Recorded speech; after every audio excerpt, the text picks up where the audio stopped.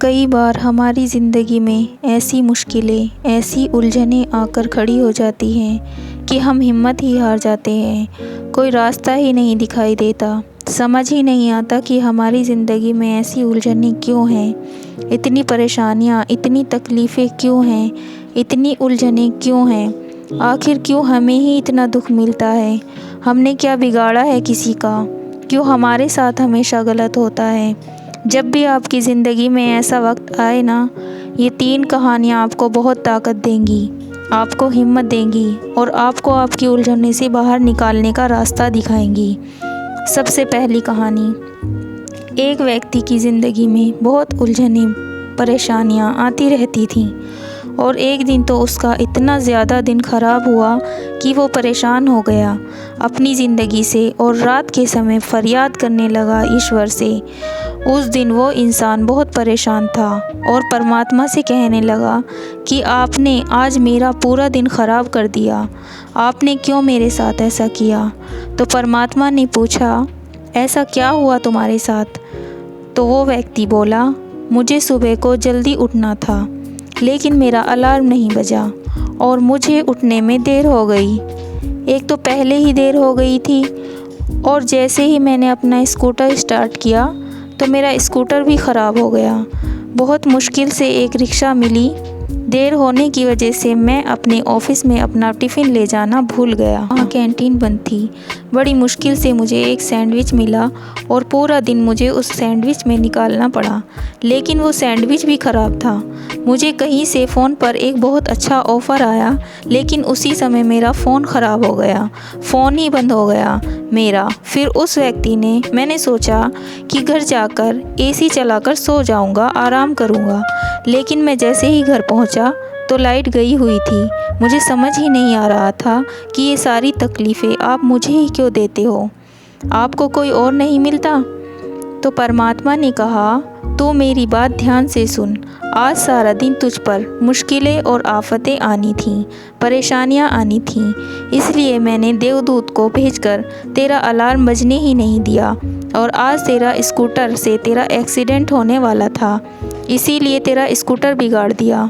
और आज जिस कैंटीन की तू बात कर रहा है उसका खाना ख़राब हो चुका था, जो तेरे शरीर को भयानक नुकसान पहुंचा सकता था।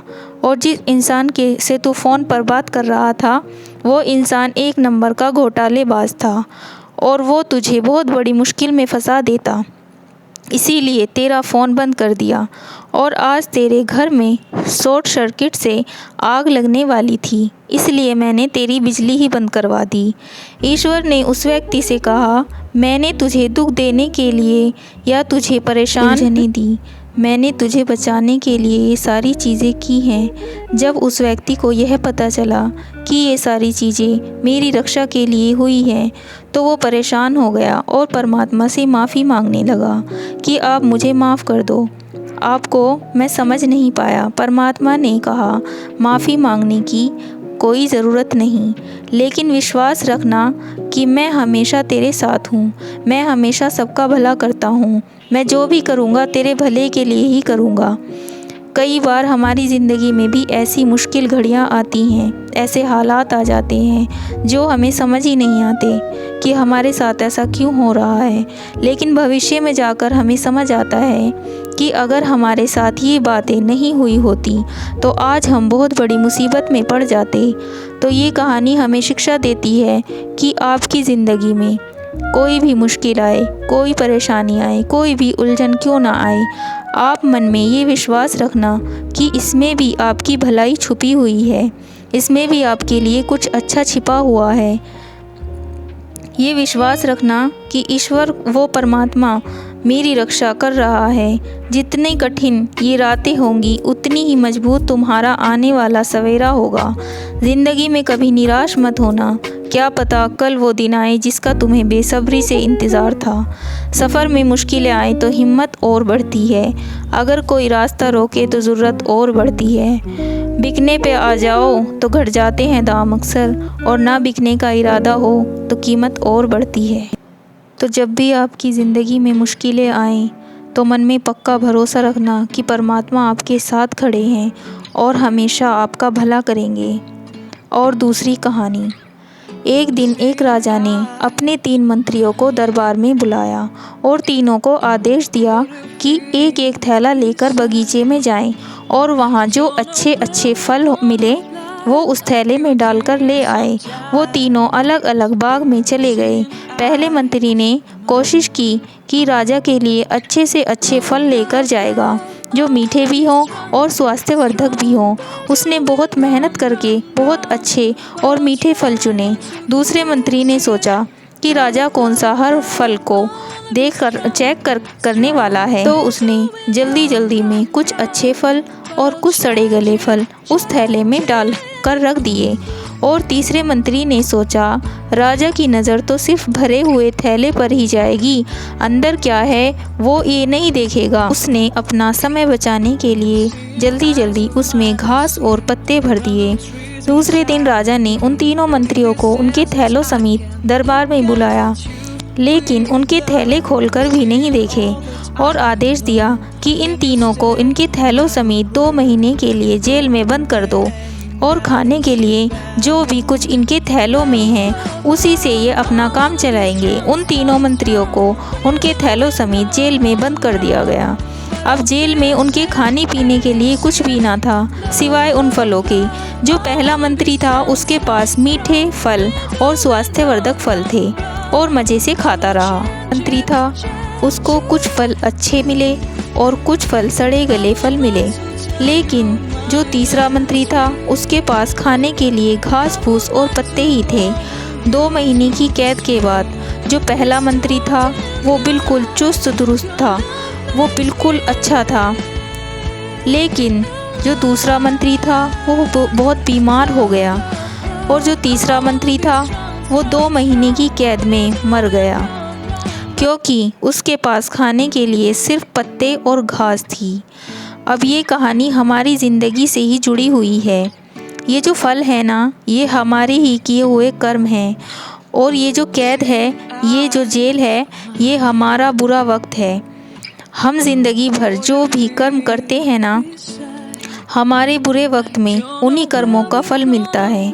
अगर हमने ज़िंदगी भर बुरे कर्म किए हैं, किसी का भला नहीं किया, सबको दुख पहुंचाया है, तो हमारे भी बुरे वक्त में हमारा कोई साथ नहीं देता, बल्कि लोग खुश होते हैं कि अच्छा हुआ इसके साथ ऐसा हुआ, क्योंकि इसके कर्म ही ऐसे थे। लेकिन जो इंसान सबका भला करता है, सबके साथ अच्छा करता है, जब उसके ऊपर मुसीबत आती है और मुश्किलें आती हैं, तो उसके ऊपर मुसीबत बचाने के लिए किसी न किसी को इंसान के रूप में भगवान परमात्मा हमारे ऊपर उसको भेज देते हैं और हमें उसका वापस कर्म का फल वापस ज़रूर मिलता है। तो ये कहानी हमें शिक्षा देती है कि आप हमेशा अच्छे कर्म करते रहो, एक दिन आपको भी आपके लिए किए हुए सारे अच्छे कर्मों का फल अच्छा ही मिलेगा। और तीसरी कहानी।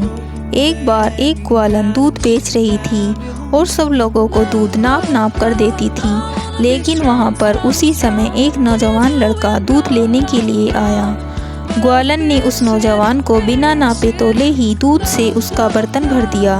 वहीं थोड़ी ही दूर पर एक साधु हाथ में माला लेकर मनकों को गिन गिन कर हाथ में माला फेर रहा था। तभी उसकी नज़र उस ग्वालन पर पड़ी और उसने ये सब देखा।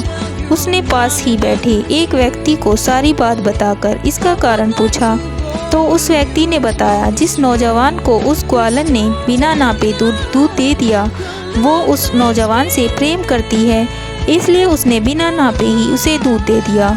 ये बात उस महात्मा के दिल को छू गई कि दूध बेचने वाली ग्वालन उससे प्रेम करती है तो उसका हिसाब नहीं रखती, और मैं जिस ईश्वर से प्रेम करता हूँ उसका नाम माला में गिन गिन कर लेता हूँ, मुझसे तो अच्छी वो ग्वालन ही है। ये कहानी भी हमारी ज़िंदगी से ही जुड़ी हुई है। हम भी जिससे प्रेम करते हैं उनके साथ हिसाब किताब नहीं रखना चाहिए, क्योंकि जहाँ हिसाब किताब होता है ना, वहाँ प्रेम नहीं होता, और जहाँ प्रेम होता है वहाँ कैसा हिसाब किताब। आज के इस कलयुग में लोग प्रेम भी हिसाब किताब देखकर करते हैं कि अगर उसने मेरे लिए किया है तो ही मैं करूँगा, अगर वो मेरे लिए कुछ नहीं करता तो मैं क्यों करूँ। तो वो प्रेम नहीं है, व्यापार है। इसलिए हमारे रिश्तों की मधुरता खो गई है, इसलिए हमारे रिश्तों में वो प्रेम कहीं खो गया है। तो ये कहानियाँ हमें शिक्षा देती हैं, अगर आप अपने रिश्तों में प्रेम बढ़ाना चाहते हैं तो किसी भी तरह का हिसाब किताब करना छोड़ दो कि उसने क्या किया, आपने क्या किया, वो क्या करता है, आप क्या करते हैं। अगर आप किसी से प्रेम करते हो ना तो निस्वार्थ होकर उससे प्रेम करते रहो। आशा है ये तीनों कहानियाँ आपको आपकी ज़िंदगी में एक नया मार्गदर्शन देंगी, आपके रिश्तों में प्रेम भरेंगी और आपकी ज़िंदगी में खुशी शांति लेकर आएंगी।